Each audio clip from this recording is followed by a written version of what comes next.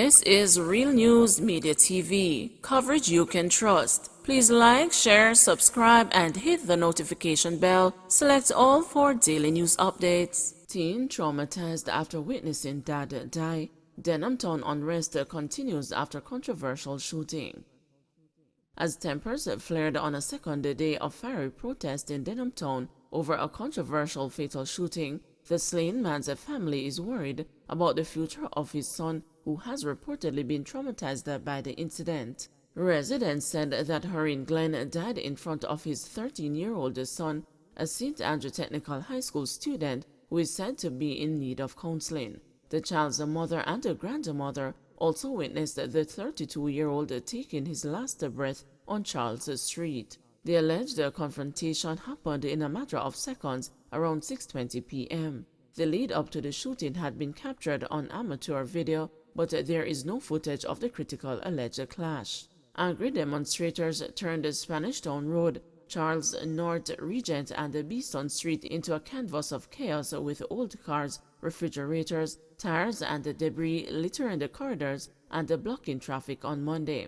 As protesters claimed that Glenn was a victim of cold-blooded murder, soldiers toiled in the morning sun carting away mangled metal. The refrain of recrimination is nothing new to security patrols in low-income communities in the capital, where there is deep mistrust between the police and the army on one hand and the civilians on the other hand. One of the soldiers forced to take hands-on responsibility in the cleanup work lamented an earlier era when soldiers wielded such authority that they could commandeer residents and order them around.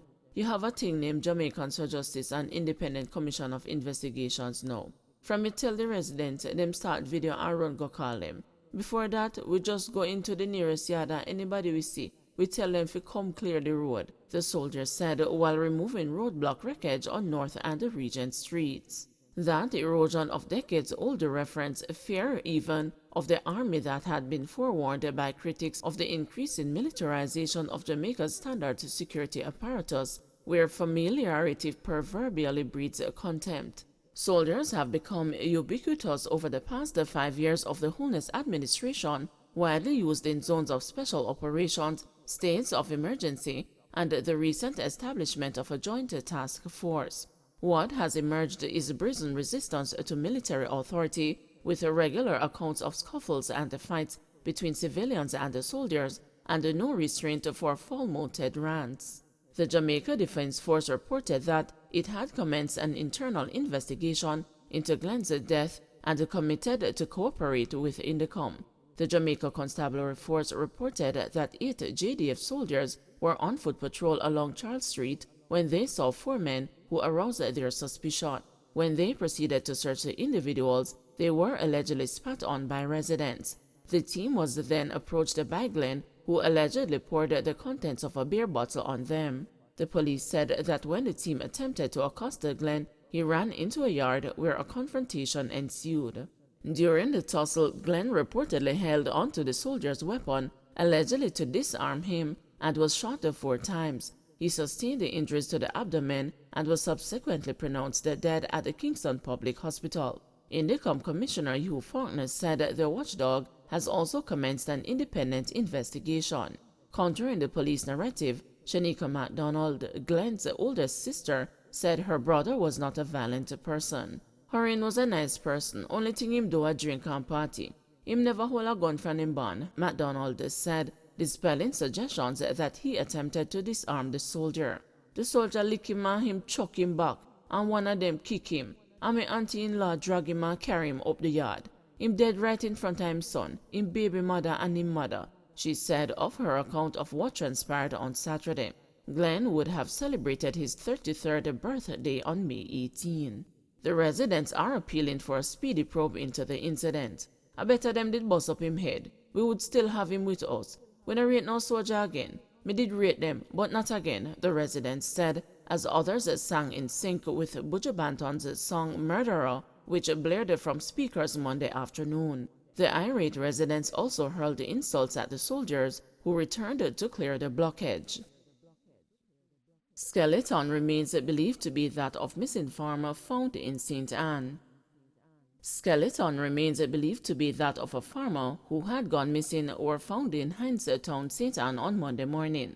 The remains are believed to be that of Norman Thomas, 39, from the community. Residents decided to search the community and found the remains on Thomas's farm.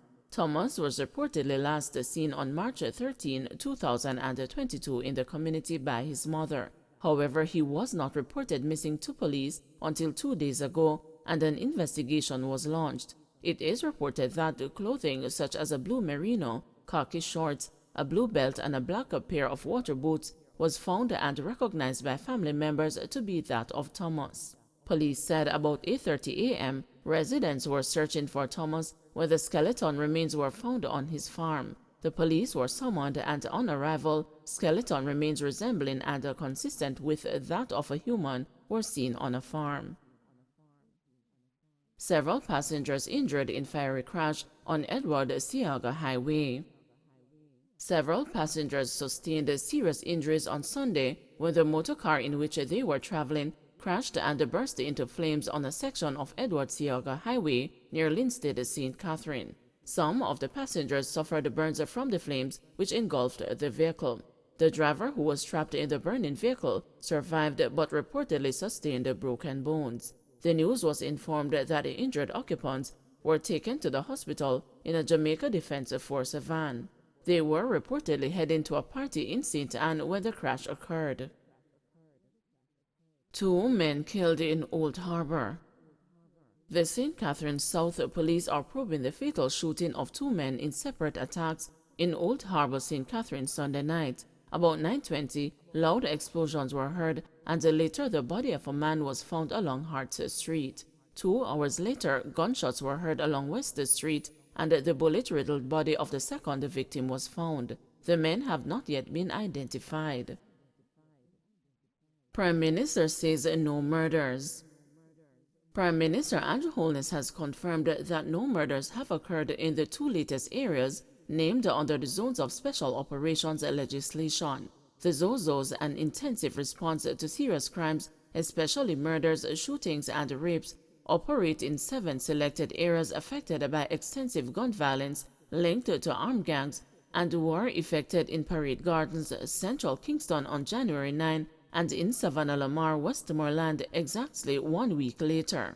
Data from the Jamaica Constabulary Force indicated at the start of the year that Westmoreland had accounted for 128 murders last year, an increase of 60% compared to the corresponding period of 2020. The Kingston Central Police Division, where a bloody conflict played out all year between the notorious genocide and dark side gangs, had 79 murders, a 55% increase when compared with 2020.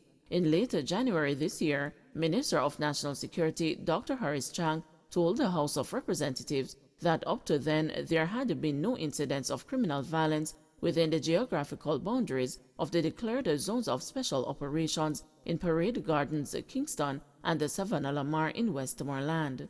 On Thursday, Holness, who sat in for Dr. Chang, told the sitting of the House of Representatives that the partnership built up within the troubled communities has become historic and impactful and would continue to be encouraged by the ministry. He said that this has become a necessity in terms of safeguarding against a return to pre-ZOZO situations. The ongoing efforts of the community engagement and strengthening community-based organizations are actions that will sustain the critical achievements, the Prime Minister said.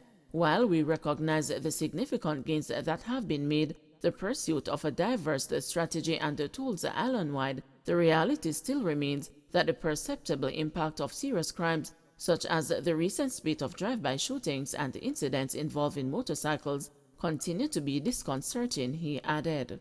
He said though the zones were meant to provide special emphasis in particular communities, the government's response has continued to also provide for those other areas affected by crime. For this reason, it is especially important that this platform be used to reassure all Jamaicans that the government remains committed to pursuing the measures and the strategies that will establish the stability and the long-lasting records that is needed, he concluded. The 60-day extension for all 7 ZOZOs was approved by the House of Representatives in light of the fact that their terms ended between April 25 and May 5.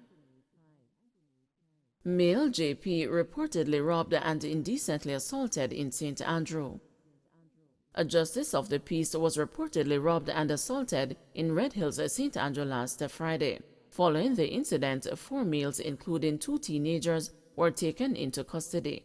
They have since been charged with robbery with aggravation, indecent assault, and assault occasioning bodily harm. Those charged are a 17-year-old of St. Thomas address, 38-year-old Troy Williams of Burnside Valley District, Red Hills in St. Andrew, 24-year-old DeVay Stewart of Delacree Park, St. Andrew, and 18-year-old Nickel Hutchinson of Poyet Street, Kingston 12. The 17-year-old has not been named because of his age.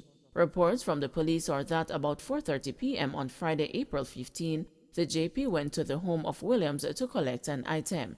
He reportedly entered the premises where he was robbed and assaulted by all 4 males. The now accused persons then allegedly took the victim to a section of Red Hills Road where they left him. The JP reported the matter to the police, and all 4 suspects were subsequently arrested and later charged. Their court date is being finalized. Don't forget to like, share, subscribe, and hit the notification bell. Select all for daily news updates.